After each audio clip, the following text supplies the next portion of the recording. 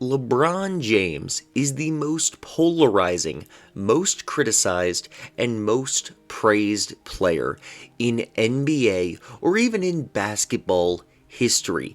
Ever since this man was a high school student, he has had half of the NBA media sucking him off and the other half coming at his throat. The man cannot get a break. There is no middle ground when you talk about LeBron James. He's either your GOAT and he's the greatest, most infallible player ever, or he's an absolute joke, and it's an embarrassment that people even compare him to Michael Jordan. You cannot find a middle ground with 90% of the NBA fan base out there, and it's pretty ridiculous. However, throughout all of this, LeBron James has managed to make a pretty damn good career for himself, as well as a near infallible case for him to at least be the second best player in NBA history. He has overcome most of the criticisms thrown his way. He's got the records, he's got the titles, the accolades, the stats, the longevity. He has almost everything except one big criticism that keeps coming back to bite him, and that is his decision in 2010. And even beyond that, simply his quote-unquote inability to win without a super team, despite the fact that he spent the first part of his career on Cleveland with a terrible management who could not get him any help. He was criticized, and rightly so to an extent, for joining the Miami Heat and forming the quote-unquote first big super team, except he really didn't. You see, Dr. J made a comment the other day about how LeBron James started the super team era and he needs all these super teams to win, but he made himself a big figure of controversy in doing this because you can argue Dr. J only won his own title when he was on a super team with Moses Malone and Mo Cheeks, a team that then drafted Charles Barkley the next season. So the question I want to try to answer for you today, NBA fans, is did LeBron James really create this era of super teams, or have they always been around, and is this just another of many examples of people unfairly hating on LeBron James? So before we can really talk about the origins of super teams and their history, we gotta establish what is a proper NBA super team, because there are several different definitions. So the one that I have, and I think this is a pretty common one, is that an NBA super team is a team that has at least one superstar and at least 3 total all-stars, and one of those stars came from a different team. They were not drafted on that team. So for example, the 80s Showtime Lakers and the 80s Celtics, neither of these are super teams. Even though they each had at least one superstar and at least 3 total all-star level players, they were not super teams because these players were all drafted by those teams. And obviously Kareem was not drafted by the Lakers, but he showed up a while before Magic, so it still counts. You know the point I'm trying to make. So I would say that the first super team in NBA history was the Los Angeles Lakers when Wilt Chamberlain joined. Wilt Chamberlain wanted to win. He wasn't winning as much as he wanted to in Philadelphia. He didn't feel like he could win there. And also, supposedly, he wanted to go and sleep with white women in Los Angeles. You know, that could be a contributing factor too. But whatever the reason, Wilt Chamberlain went to Los Angeles and teamed up with Jerry West and Elgin Baylor. And even though Elgin Baylor was way past his prime, this was definitely a super team. You've got 2 players in West and Wilt who were both arguably the best player in the entire NBA at this point, and I would say pretty clearly top 4 along with Oscar Robertson and Bill Russell. Definitely a super team, and even though they only won 1 title, that was at the time the best record in NBA history is what they managed to get in 1972 when they won. Elgin Baylor had faded away, but you got 2 superstars on one team, and one of the superstars came from somewhere else. That's a super team title. Next, we got Kareem Abdul-Jabbar. Now, he left the Bucks and went to the Lakers, but this was not the formation of a super team because their team actually kinda stunk until they ended up drafting Magic Johnson. You can argue that they were kind of contenders for the late 70s just because they had Kareem there, but they were definitely not a super team.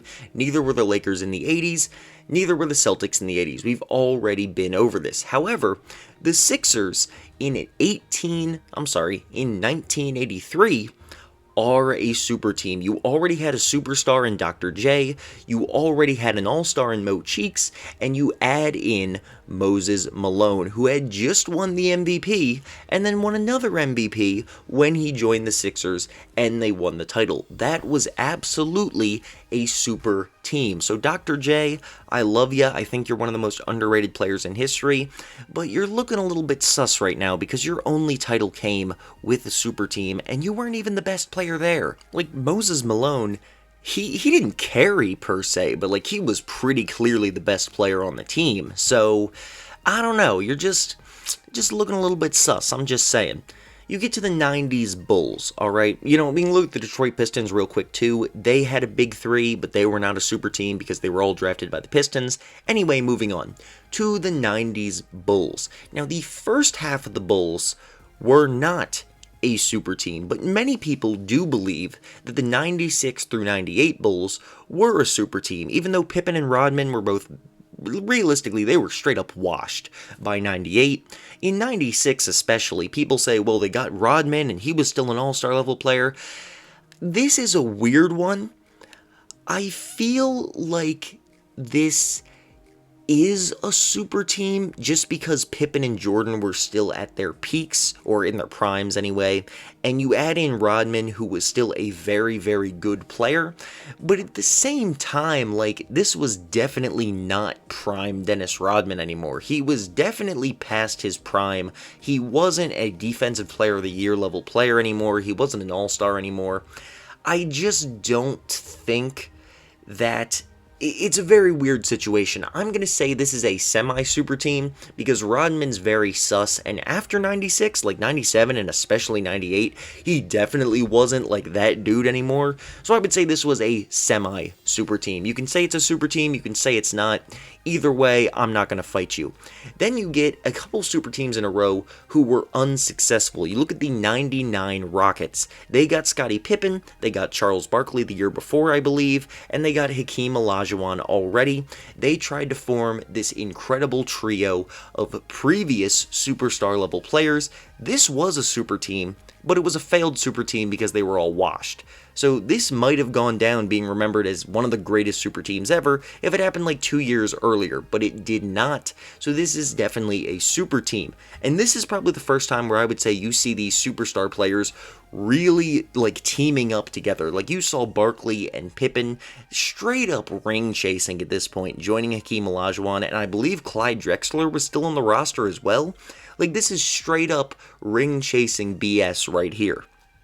Alright, I'm just saying. Then you get the Lakers. Now, the Kobe and Shaq Lakers in like 2000, 2001, not a super team. They got Shaq, they drafted Kobe the same year, not a super team. But you get Karl Malone and Gary Payton joining the team in 2004. That is a super team. Now, these guys were past their prime. Karl Malone ended up getting injured before the finals, so we kind of forget that he's even on the team, but this was a super team. The Spurs dynasty of the 2000s, not a super team. They drafted all their players. Pistons of the 2000s, who were really good, not a super team, drafted their players. The Boston Celtics were definitely a super team. They got Kevin Garnett, they got Ray Allen, they were a super team. But the difference is they got them in trades. So it wasn't quite the same as a few years later when the Miami Heat joined, and this was really the first big time, other than maybe the Houston Rockets, you could say, where you got these players who all talked to each other, who all decided that they were going to team up to win a title. The difference was these guys were in their primes, and they made it very clear that they discussed this beforehand and they were all trying to get together. So this was kind of the worst super team of the time. You get some other ones. You get the Lakers a few years later when they got Dwight Howard and Steve Nash. You get the Warriors obviously later, the Cavs once again, and then even LeBron James with Anthony Davis later in his career. Alright, and this is a criticism on LeBron James, but I think it's kind of a dumb one because everybody pretty much needs other star players to win. Unless you're Dirk or Hakeem or Blanking on his name, dude in the 70s who won for the Warriors. I'm blanking on his name, but y'all know who I'm talking about, okay? Unless you're one of those guys, you need star level teammates to win. But what LeBron James did was he made it super obvious that he went out and they pre planned this and they all got together in their primes, and it really did start an era of player movement.